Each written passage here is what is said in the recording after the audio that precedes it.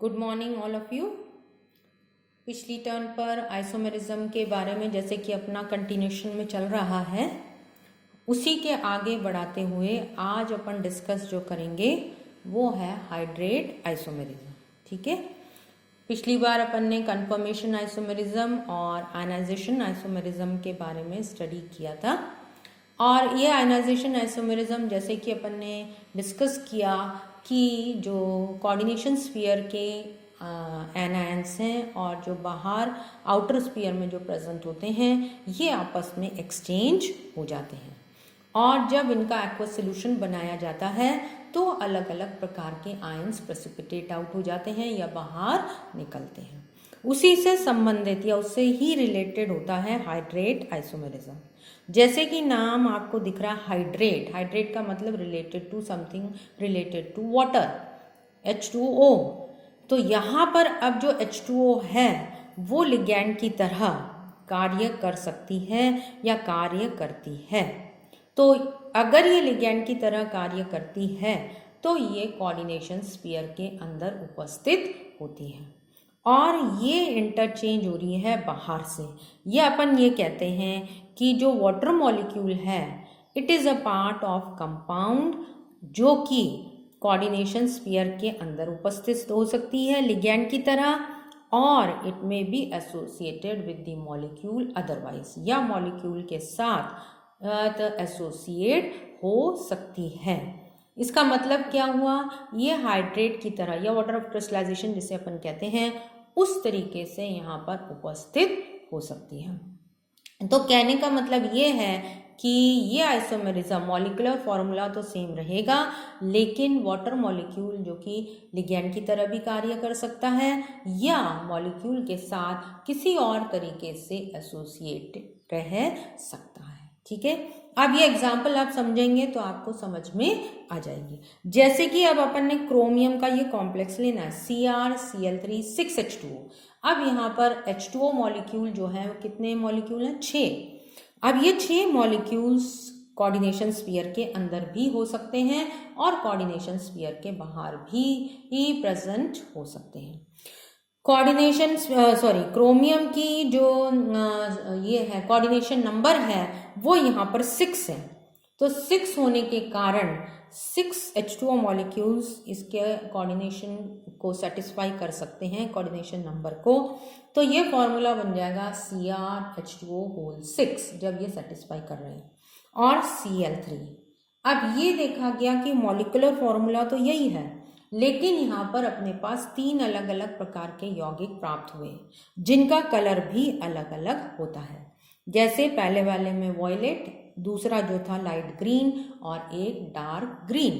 तो ये ऐसा क्यों हुआ, इसको जानने के लिए जब देखा गया तो ये पाया गया कि ये वाटर मॉलिक्यूल एक्सचेंज हो रहा है। मतलब जैसे पहले अपन ने आयनाइजेशन में देखा था उसी तरीके से यहाँ पर जो बाहर वाली लिगैंड है वो एक अंदर चली जाती है और वाटर मॉलिक्यूल का एक्सचेंज हो जाता है। जैसे CrH2O6 Cl3, यहाँ H2O पूरे 6 हैं जो कि कोऑर्डिनेशन स्फीयर के अंदर उपस्थित होते हैं। अब एक H2O जो है वो Cl द्वारा प्रतिस्थापित हो जाता है यहाँ पर, और CrClH2O5 Cl2 बाहर आ गया और एक H2O भी बाहर आ गया। थर्ड कॉम्प्लेक्स जो बना CrCl2, 2 Cl अंदर चले गए क्योंकि कोऑर्डिनेशन नंबर अपना 6 है। तो इसका मतलब वाटर के कितने मॉलिक्यूल्स रह जाएंगे, 4 और 2, 1 Cl बाहर, और ये वाटर जो कि 6 थे 4 अंदर आ गए तो बच्चे कितने, 2। तो ये 2 वाटर मॉलिक्यूल्स बाहर आ जाते हैं। तो इस तरीके से मॉलिकुलर फॉर्मूला सेम होते हुए भी अपने पास कितने आइसोमर्स बन गए, 3 आइसोमर्स यहाँ पर बन जाते हैं, वॉयलेट, लाइट ग्रीन और डार्क ग्रीन। अब यदि इस यौगिक को पानी में डाला जाए या इसका सोल्यूशन बनाया जाए तो Cl कितने निकलेंगे, 3। Cl3 माइनस प्लस ये वाला CrH2O6 प्लस 3 मॉलिक्यूल या आयंस अपने को प्राप्त होते हैं। और इस मॉलिक्यूल को या इस कॉम्प्लेक्स को अगर AgNO3 के साथ अपन रिएक्ट करते हैं तो AgCl का अवक्षेप प्राप्त हो जाता है। कितने गुना प्राप्त होगा, यहाँ पर 3 Cl है तो 3 गुना, यहाँ पर 2 Cl है तो 2 गुना, और यहाँ पर 1 Cl है तो यहाँ पर 1 गुना प्राप्त होगा। तो कहने का मतलब अगर इन तीनों मॉलिक्यूल्स को AgNO3 के साथ अभिक्रिया करवाएं तो AgCl का अवक्षेप कौन से रेशियो में प्राप्त होगा? 3:2:1 रेशियो में प्राप्त होता है। तो इससे क्या पता लगता है कि बाहर कितने क्लोराइड आयंस उपस्थित हैं। किसके बाहर? कोऑर्डिनेशन स्फीयर के बाहर। अर्थात मॉलिक्यूलर फॉर्मूला तो सेम है, तो बाकी Cl कहाँ गए? बाकी Cl जो है वो कोऑर्डिनेशन स्फीयर के अंदर चले गए और उन्होंने क्रोमियम की कोऑर्डिनेशन नंबर जो है उसको सेटिस्फाई किया है। तो इस तरीके से AgNO3 के साथ अभिक्रिया करने पर ये ज्ञात किया जा सकता है।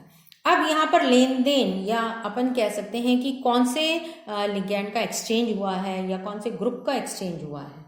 तो यहाँ पर जो ग्रुप एक्सचेंज हुआ है वो वाटर मॉलिक्यूल का एक्सचेंज हुआ है। मतलब यहाँ वाटर मॉलिक्यूल सारे के सारे अंदर उपस्थित थे कोऑर्डिनेशन स्फीयर में। यहाँ पर एक वाटर मॉलिक्यूल बाहर चला गया, यहाँ पर एक वाटर मॉलिक्यूल दो वाटर मॉलिक्यूल रिप्लेस हो गए दूसरे एनायन से। तो क्योंकि यहाँ रिप्लेसमेंट वाटर मॉलिक्यूल का हो रहा है दूसरे लिगैंड द्वारा, इसलिए इस आइसोमेरिज्म को क्या कहा जाता है? हाइड्रेट आइसोमेरिज्म कहा जाता है। अब वाटर मॉलिक्यूल की अगर अपने को क्वांटिटी देखनी है कि कितने वाटर मॉलिक्यूल्स एक्सचेंज हुए या बाहर उपस्थित है कोऑर्डिनेशन स्फीयर के अंदर या बाहर उपस्थित हैं, बाहर वालों को अपन ये कर सकते हैं। तो इसलिए इन तीनों मॉलिक्यूल्स को सल्फ्यूरिक एसिड के साथ अभिक्रिया करते हैं। जब अपन इनकी सल्फ्यूरिक एसिड के साथ अभिक्रिया करते हैं तो यहाँ पर ये देखा जाता है कि पहला कॉम्प्लेक्स कोई वाटर मॉलिक्यूल रिलीज नहीं करता, अर्थात ये डिहाइड्रेटिंग रिएजेंट है H2SO4। यहाँ पर ये कोई भी वाटर मॉलिक्यूल लूज नहीं करता। यहाँ पर एक वाटर मॉलिक्यूल लूज होता है और यहाँ पर 2 वाटर मॉलिक्यूल्स लूज होते हैं। तो ये कैसे पता लगता है? सल्फ्यूरिक एसिड के साथ अभिक्रिया कराने पर ये ज्ञात होता है। तो वाटर मॉलिक्यूल्स की संख्या में भिन्नता स्फीयर के अंदर और बाहर चेंज होने के कारण इस आइसोमेरिज्म को क्या कहते हैं अपन? हाइड्रेट आइसोमेरिज्म कहा जाता है। अब इसके 1-2 उदाहरण और भी हैं जो कि यहाँ पर देखने को मिलते हैं। मैंने दूसरे उदाहरण भी आपके लिए लिखे हुए हैं। COEN whole twice, ethylene diamine whole twice, H2O and Cl। क्या मतलब हुआ इसका?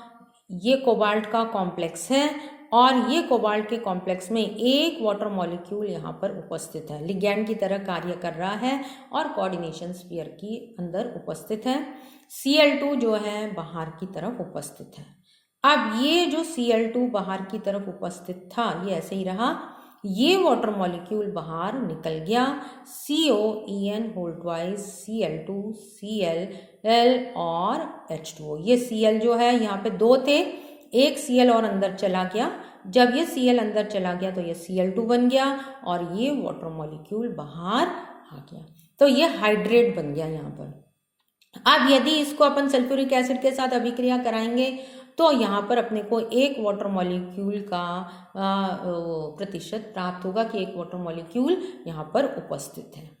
AgNO3 के साथ अगर अपन अभिक्रिया कराएंगे दोनों कॉम्प्लेक्सेस को तो यहाँ AgCl का जो अवक्षेप प्राप्त होगा वो 2 गुना होगा, मतलब ये 2 टाइम्स होगा, जबकि यहाँ पर केवल एक AgCl अवक्षेपित होगा। तो यहाँ से पता लगता है कि एक Cl जो है यहाँ जो बाहर उपस्थित था वो अंदर चला गया और वाटर मॉलिक्यूल बाहर निकल गया। इसी तरीके का दूसरा एग्जाम्पल है CONH3 whole 4 H2O Cl। Same यहाँ पर केवल NH3 लिगैंड बदल गई है। CONH3 होल 4 Cl2, अब वही Cl एक अंदर चला गया और H2O बाहर आ गया।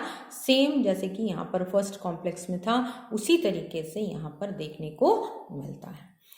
Third example Cr pyridine whole twice, H2O whole twice, Cl2 और Cl। अब क्या हुआ यहाँ पर? ये Cl जो है ये वाटर मॉलिक्यूल जो 2 थे ये एक वाटर मॉलिक्यूल बाहर आ गया और ये Cl3 हो गया। ये जो Cl था ये अंदर चला गया, तो ये बन गया CrPy होल ट्वाइस H2O एक मॉलिक्यूल और Cl3 तीन मॉलिक्यूल, जो Cl के तीन हो गए और ये H2O।